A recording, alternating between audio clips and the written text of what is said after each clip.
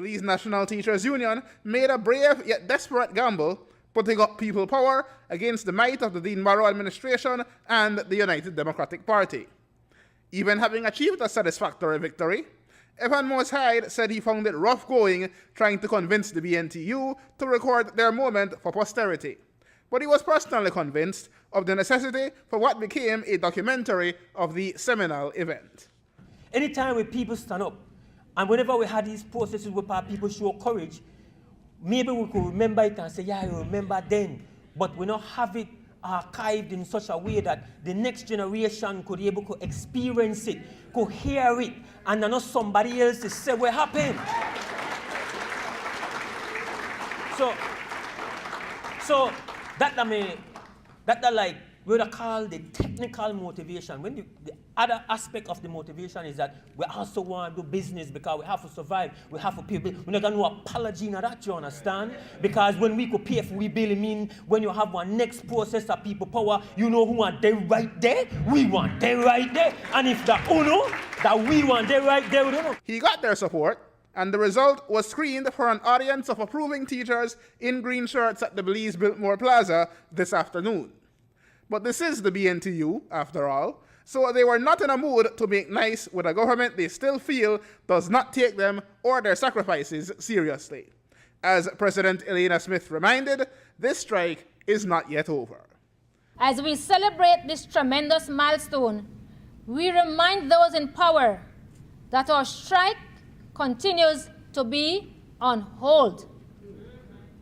Should the wrong button be pushed, this documentary launch can easily become the launching of phase 2 of our strike.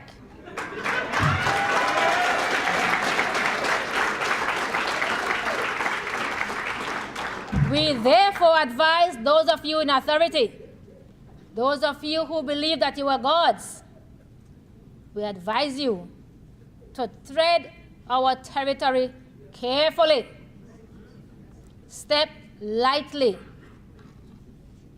Whenever you see a teacher, whenever you see a green shirt, please don't put your hands out.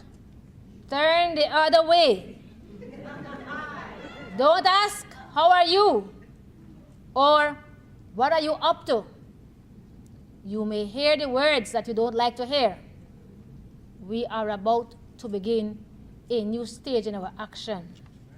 Don't ask the questions. The usually unsentimental first Vice President and former President Luke Palacio admitted to a feeling of nostalgia. But like his colleague Smith, he issued a warning that the government disrespects the union at their peril. This green revolution means that fertile soil exists in the BNTU and will continue to paint this country green. As we embark on this journey, we continue to say that BNTU shall not be moved. BNTU shall not be intimidated. Those principals and those managers, because I could tell you this room would have been full to overflowing today, but those principals that intimidated some of our teachers, you are standing up for them and we are proud of you. And yes, if that concern is there, that the rumblings are happening, the rumblings will turn into earthquakes if we have to.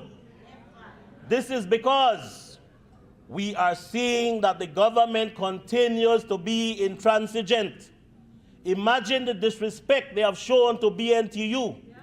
We wrote to them last week, we wrote to the Prime Minister, asking him to give us an update on where we are with our 8 demands, so that if we could have given any word of praise, we would have given the word of praise. And where condemnation would have been due, we would have condemned as well.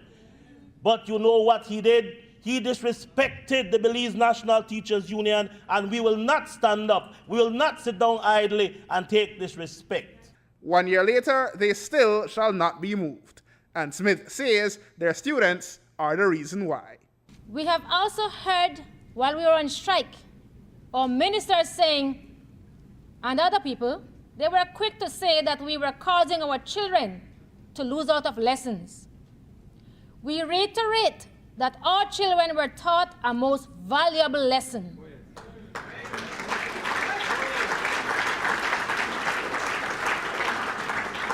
By our actions, they were taught to fight for country no matter what the price. Ms. Carrillo, yes. Don't worry about the price. Worry about the prize. We were out. We were out for 11 days, but we gave our students more than time. We gave extra as we usually do. Plus, we gave them hope and courage. That could never be erased. Aaron Humes reporting for News 5. And welcome back. And of course, that was a flashback to the day of the launch and actual anniversary of the Belize National Teachers Union strike. We have with us on set this morning Keisha Flowers, who is the Executive Secretary for BNTU, and President of the BNTU, Senator Elena Smith. Good morning and welcome. Good morning. And thank you for being here. Thank you for having us. So, not often do we celebrate anniversaries of this kind, or acknowledge, I should say. And I want to ask, what was the impetus behind documenting and acknowledging 1 year later your very well-recorded 11-day strike? Well, we believe that what we accomplished was great. And so we did not want to have that just sit by and have persons give their own opinion on what happened.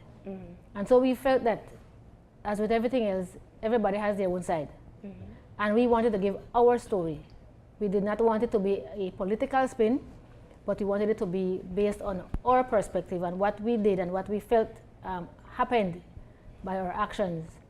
And so it was some months ago that we made a decision to go through with the documentary. As you heard Mose explain that entire process. And so, yes, we don't normally celebrate these things, but I think that what we accomplished is worth celebrating. There's no other group that has done what we have done, that has accomplished what we've accomplished. And so, despite the fact that it was a strike and people saw it as something negative, the accomplishment was worth celebrating. Additionally, it was a two-pronged, or supposed to have been a two-pronged event, because it was time for, as teachers, to do our evaluation. And so that was the impetus for writing to the Prime Minister to get kind of a report card on our achievements through the strike, so that we could report back to our members and the general public. So that would have been the second part of the event on Tuesday. If I'm to step back to a year ago, at the beginning of the strike and throughout the 11 days you were out of the classrooms, in fact, the teachers union or representatives were frequent guests on the show. And there were so many people who supported and also criticized the actions. And one of the primary criticism was that you were standing up for good governance, which your critics saw as something that was outside of the scope of the teachers union. Now, I want us to look at it today and see how successful you were in your particular 8-point agenda. We have gotten movement on some of the 8 demands. And when I say some, we know that some of these things were signed down to UNCAC, for example. The 13th Senator was installed. The Integrity Commission is there. Albeit not the way we wanted it to be, or doing what we want it to be, or what it ought to be doing. When it comes to the PAC, we had wanted for it to be reconstituted, and we're still waiting for that to happen. The other one was the Social Security to and from work coverage. That is still pending. We have not heard anything. The Prime Minister had agreed to do certain things, and we've not heard back from him. As it relates to UNCAC, we are aware that that was signed, and we heard that persons were in Jamaica, I guess last week, visiting to do some sort of check to see how UNCAC operates in that territory, and then for them, I guess, to come back and see what it is that they would implement based on what they saw. These are things that we are hearing out in the public. So we are not sure what else has been done. And so we cannot comment to say we are 50%, 60%. We really are not sure as to how far we are with these things. Hence the reason for the request for an update, so that we could inform our members, listen, these things have been done. We are well on the way to achieving these things. But unfortunately, that was not forthcoming from the Prime Minister. It comes to mind, especially celebrating an anniversary of a strike, which many people, like we mentioned, had a problem with, because 11 days of having their children out of school, to them, that's taboo. Why would we want to do that? What do you guys anticipate would be the backlash of celebrating a strike? And is the BNTU ready for that? But how many people really and truly had a problem with the strike? First, we have to look at that, because everywhere we go since the strike, we look at what has been happening since last year, and in our opinion, things seem to be getting worse.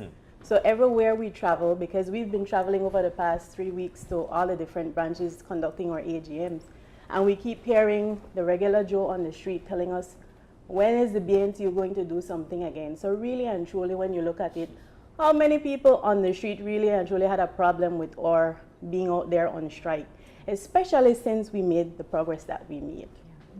I think it's mostly persons who, and I'm saying mostly, persons who are fanatics, political fanatics.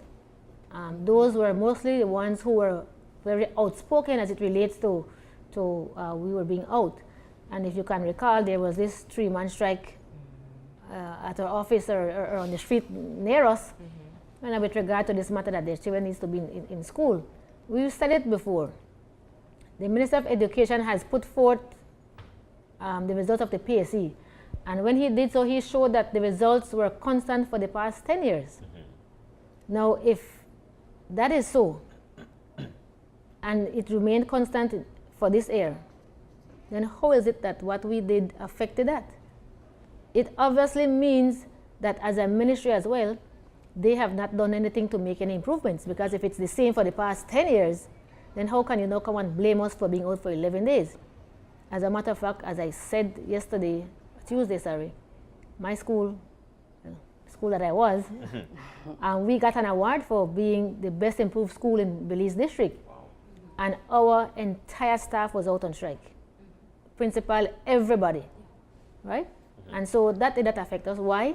Because our teachers had agreed, as you all are aware, from the beginning, that we were willing to make up time. And despite the fact that we knew that the matter was in court, teachers went back to school and they gave extra time every day, a half hour, an hour every day to their students, extra classes to make up. So we did our part. And additionally, we would not have been able to stay out 11 days if we didn't get the support of the public and those parents. We cannot say how thankful we are for that support. So that is why the strike lasted as long as it did. Yeah. Now, looking at the overall picture, I think acknowledging the anniversary is one thing, but you're also, and we have heard from you previously, seeking an update from the government on some of the other issues. And you sent a letter to the Prime Minister, and we want to talk about that. What were you requesting at that time, and what has been the response so far? Well, the letter basically contained a request for a more detailed report. I know, as the Prime Minister indicated in his letter, curtly so, that it's out in public domain, so we need to go look for it there. But we wanted to hear directly from the Prime Minister the status of those demands. They signed off certain things on paper, but the paper cannot speak back to us and tell us where they are at this point in time. So we wanted to hear, giving him the opportunity to give us the facts. Yeah. And we were genuine with that request, because we really and truly wanted to know where we were, because we were hearing a lot of things that we weren't aware of, right? Especially when it comes to the UNCAC. And so we really needed to know what was happening so that our teachers could be updated. Because at the end of the day, you don't want to leave a set of people who are on the verge without information, right? Because it creates more problems, and now, problems are not good.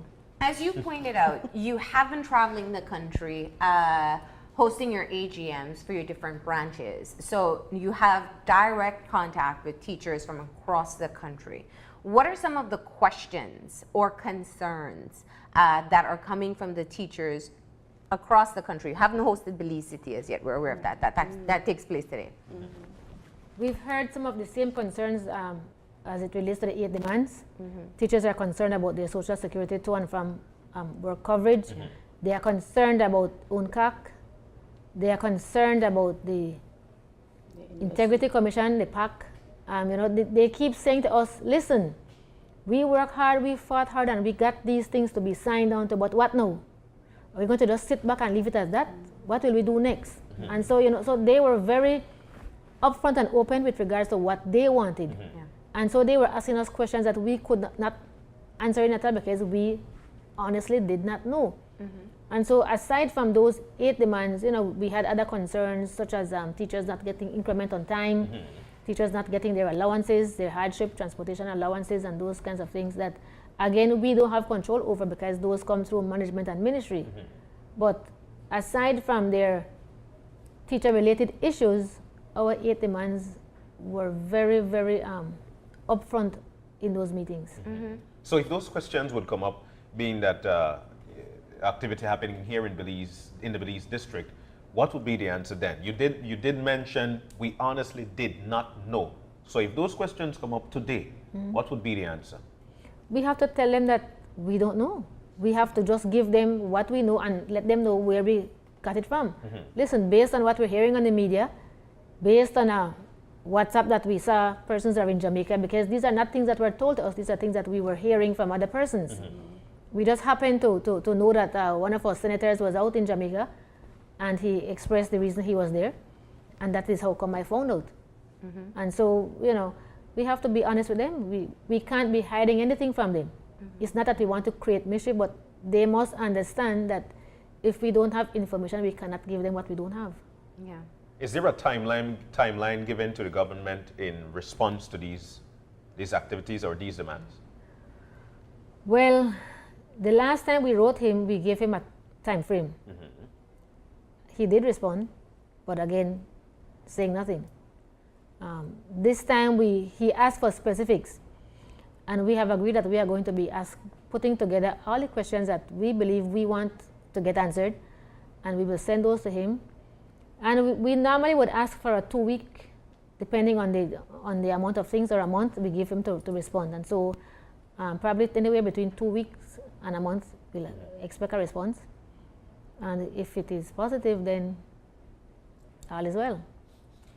Well, as you go out to the different districts, you meet the teachers are asking you, what is the update? We sat out of school, we jeopardized our salary, mm-hmm. we went under heavy criticism, we had to fight in court for money and for the dates that you would make up the time.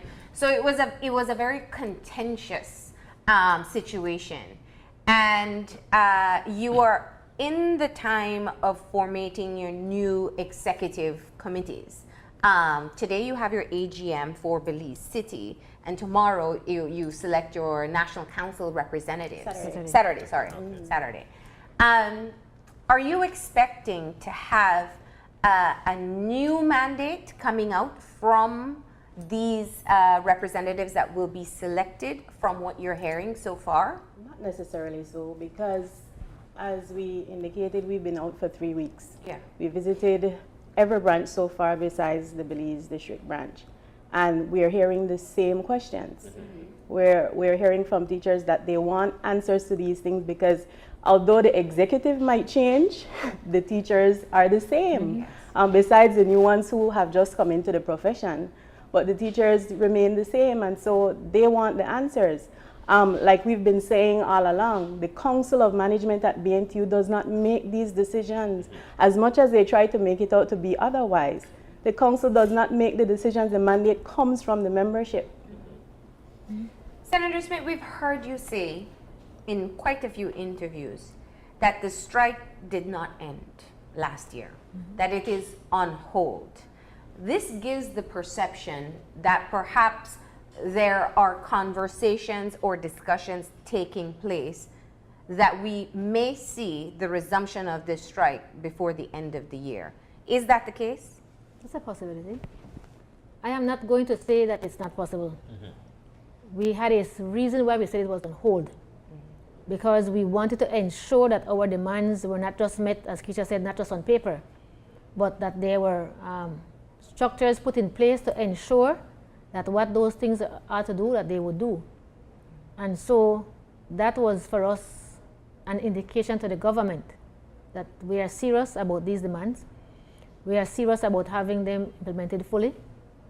And if they are not done so to our satisfaction and that of the Belizean people, then we must take action again. And so hence the reason we said on hold. And when that on hold was penned, it was the teachers who demanded that it be on hold.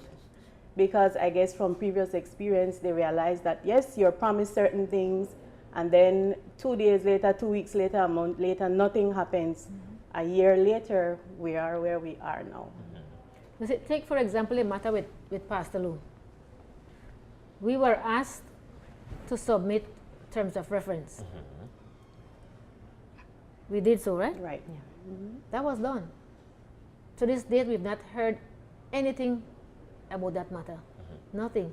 When we did what we were asked to do, you asked us to submit that, we did so, and then you were to find that investigator. We don't know if you tried, how you tried, if there were any persons who showed interest, if these persons who showed interest were not suitable to you, if it was too costly for you. We have no idea why we have not moved forward with that matter. And so what is so difficult in saying to us, listen, we tried, nobody applied, or one person applied, but the person wants $1 million. Wow. Whatever the case is, just give us an update. I suppose the question is, how do you measure what is a satisfactory response from the government? In other words, the UNCAC has been signed on to, a committee has been established. In fact, there was a release sent yesterday about a meeting and strategizing coming out from the government. And some have said that perhaps the process is not moving fast enough. And I believe that what is being told in response is that it is a process and we need to get the funding. The Senate investigation is currently in place.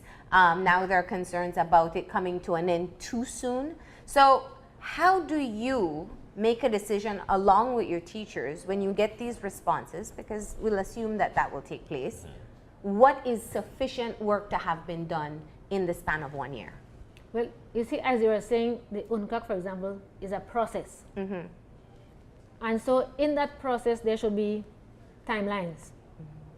So by this time, we should have certain things done. And then after that, this is phase 2 and this is phase 3. Now, if we see where those things are being put together and they are laid out, that we can see by this time, this will be completed, and we see where movement is being made to get that completed, then we can say, listen, something is happening and we are getting there. But as you said just now, something was put out in the media yesterday. I mean, we are not aware of that.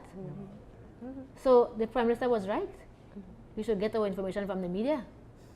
What is so difficult for that to have been sent to us via an email? It goes to the public, it comes to us via an email as well.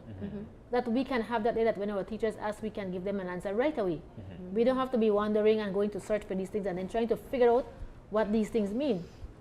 And so people might think that we are being difficult, but it has to be. Experience has shown us and has taught us that unless we see certain movements on things to a certain point, we cannot say that we are satisfied. And so there has to be sufficient movement on these things and sufficient knowledge that this will be seen through, and then we can say, fine, you know what? The government has made good on its promise.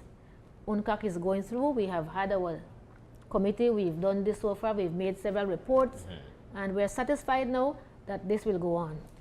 Our laws are being changed, because that is another part that must happen. So, give us a time frame and show us that you are really serious about doing these things. There are two demands that come to mind that haven't been followed through to. One is the investigation into the horrific murder of Pastor Lou. And as you pointed out, the request that came from the government was for terms of reference for this investigation, independent investigation, and you submitted that and you did not hear anything more. The second is the social security issue with your teachers who are commuting. What has been the progress or any information coming forward? And let's discuss why this was a demand at that point as well. Well, let's understand that this matter of to and from work coverage does not affect only teachers. Yes. It's all workers. Yes. And so that was not something that we were, say, fighting just for teachers. Yeah. It would cover all workers. This discussion has been going around for quite some time now. As a matter of fact, some time ago we were covered, and then that was changed. Now we are saying that if you leave from your workplace and you're heading home, or you're coming from home to your workplace, you are heading to work. It's not that you're going to a party or something. You are to be covered because you're en route to your workplace. Yeah. Now the Prime Minister, when he met with us and we made the agreement, he said to us that he was going to speak with the chairman of the Social Security Board. He would discuss the matter with him because that would have to be a legislative change. Fine, we understood that, and we don't have that power to do so. But he was going to be speaking with the chairman. And so, has he done that?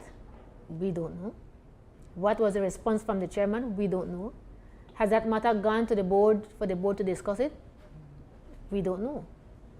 And so while it is a benefit that will cover all workers, it is something important for us to find out. Where are we with this and how can we help? Because it might be that, listen, we need to find out how many teachers are there, even though we know they know these things. But there might be other things that they might need assistance with that we can help them with. But if we don't know, then we can't do so. There's still a lot of, and I've been listening, there's still a lot of we don't know, or the answers are not there as yet, or things are not clear. When 1 year after the fact, some folks might even put it to say, you know what, the BNTU probably is not even serious because we came up with some demands, or some demands were made, a few of them got in. They gave a timeline. These timelines, they probably passed already, but the BNTU just sat there and didn't do anything. What do we say to this? I mean, because to be hearing we don't know, knowing that there was a strike for 11 days, given timelines so that answers can be met, answers are still not here. How do we address this situation? If we were to come out 1 month later, 2 months later, and come to the media and say, listen, we've not heard anything about this and what are they doing, and so we're going to take action now, what would they say about us? But wouldn't that be additional pressure to get your answers? That we are being unfair. Now we take the position where you've signed on to these things, and we are giving you the trust that you are going to be doing what you said you are going to be doing, right? So we are being now fair. We are not in any fight mode at this time because you agreed, and so we'll give you time. But then we've given you time, we've written to you, and you've not responded. Hence the reason we are now reminding people that our strike is still on hold. Because having waited so long, having been so patient, having written to you to request from you, the person who should have all the answers, for answers, and you have not responded to us, then what are we left with? He has responded, but has responded with disrespect. Because telling us that the information is out there in public domain, you go and look for it. You are not going to get anything out of me. And then to say, additionally, but if there are other things, then give me some specifics. Well, our list of 8 demands were specific. So what are you truly asking us for? There were 8 demands, a finite number, 8 demands, and we're asking you for an update on where each of those demands stand at this point in time. So what game are you playing with us now? But writing to me and telling me that go to the media is as good as telling me nothing. So when I say we've got nothing, we've got none. And that is the truth. And in fact, the agreement in settling the strike did take place with the government directly, with the executive of the with union. BNTU and the government. And for him to write us and tell us that he's willing to meet because some of the matters in the demands are matters that concern negotiations, that he wants to meet with BNTU, PSU, APSSM, and the NTUCB. I mean, where were these people when we were meeting and negotiating with you? Well, that brings me to the next question. What has been the engagement at this point? You've had a year. The NTUCB, your sister unions, did not join in on the strike. Some expressed solidarity, but did not join in on the strike 1 year ago. And there seemed to have been a bit of a fraction amongst the unions themselves. What has been the engagement since then? And especially with this general mandate of good governance for the country. I'll let Keisha respond to that one for now. And I was going to say I'll let her respond because I don't sit at the table at NTUCB. I only hear of what comes out of NTUCB. And it seems as if though there has been really and truly no coming together on this matter. From all reports, there are still individuals who stand firm that BNTU should not have done what they've done. BNTU think we big and bad and we no report and X, Y, and Z. And so there seems to be, that position seems to, I mean, NTUCB is not the giant that it used to be, sad to say. Because in 2005, if you recall, all of the unions from NTUCB came together and got movement then. It's a different story in 2016 and now 2017. Or even the later protest on the salary adjustment was one that was done in unison as well. Right. And one of the demands as well was the OSH. And so when we met with the Prime Minister, we agreed and we were willing to give up, and we said, listen, let us leave this OSH for the NTUCB. You know, since we're saying that they are the umbrella and they should be the ones spearheading these things. All right, we're gonna have NTUCB deal with OSH and see where we go with that. It's been a year now, and NTUCB is in the same boat as we are in, because I have not gotten any updates or I have not heard anything from the NTUCB as it relates to OSH. And so we are not the only ones as BNTU who has not been getting answers, except if persons on the side have answers that we don't have, but those were not given officially. We know the NTUCB had its challenges last year, obviously with the recorded statements that were seen as racist comments, and we really haven't heard very much since then. But you do have contact with other individual unions, the Public Service Union, the APSSM, the Communication Workers Union. Has there been any sort of alliance or perhaps agreement made in just being able to build solidarity for the cause that you have championed? Well, remember that the PSU had elections recently. Yes. And they too have a new leader, so their president and myself, we are new.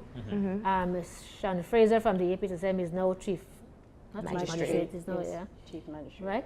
So I'm not sure, we're not sure if she will continue being the president if they're going to be an election for their union. Okay. We're not sure where they are with that, and so as we've been going around to our district branches, so has, the PSU president will embark on that as well. And so it's just a matter of time for us to, to get together and to meet and to have a discussion on these matters that we were working together on. Yeah. Right now, we work together on this matter of the trust. Yeah. The president of PSU and myself and the other trustees, and so that's as far as we are working together so far. But we're hoping that we can convene a meeting very shortly, and we can start some discussions as to where we left off with negotiations and where we go from there. Now, continuing into your Belize City AGM today and your executive meeting on Saturday, I am sure there will still be questions from persons as to why the teachers union, the union of educators in this country, are choosing to champion a cause that some see outside of your scope. How do you respond to that? We still hear these questions up until today, 1 year later.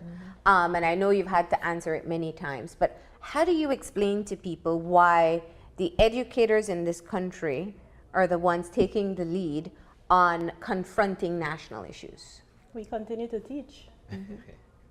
All of us are individuals. We pay our taxes.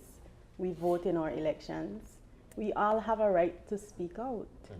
And so when it is we see that the nation's people kind of are being so reluctant, and if you listen to Mr. Fraser, he will be the first to tell you that years ago it was decided that BNTU would speak out on national issues. So we are guided by our constitution on that matter. And so we have all right. We have all right to be out there fighting for these things. And there is not going to be anyone who will stop that. I think, you see, people always look at us and feel like, just as the Minister of Foreign Affairs has said, that teachers should stick with teacher matters. You know, you should worry about your salaries and worry about your classrooms and that kind of thing. You don't have the wisdom or the competence. How low can you go? If we have to teach our children all of these things that is happening and all the things that are happening, how can you then look at me and tell me that I should stay in this little corner? So are we now putting people in boxes? So should he be speaking only about things that has to do with foreign affairs? Does he do that? Or does he go outside of that and speak on things outside of that? I'm sure they do. They all do. All of the ministers do. So why should we be expected to just speak about matters of education? As Keisha said, we are educators. Our role is to teach. And teaching does not occur only in the classroom. Exactly. It occurs every day and in many ways by our actions, As well as our words. by our words. And so we have every right, based on our constitution, to address matters that affect our country. We cannot live here and say, oh, well, we're teachers and this won't affect me. It will affect all of us. And the same way it will affect you as a media person. You have a right to speak on it because it affects you. It will affect your children. We do the same. We have to speak out because it will affect all of us, country before anything else. And that's what we don't know. We don't understand that country must come first.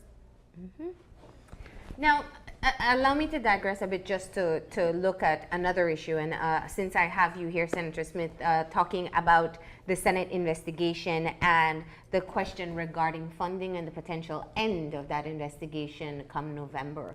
We haven't heard a firm position coming out of the General Union, although you have spoken about it personally.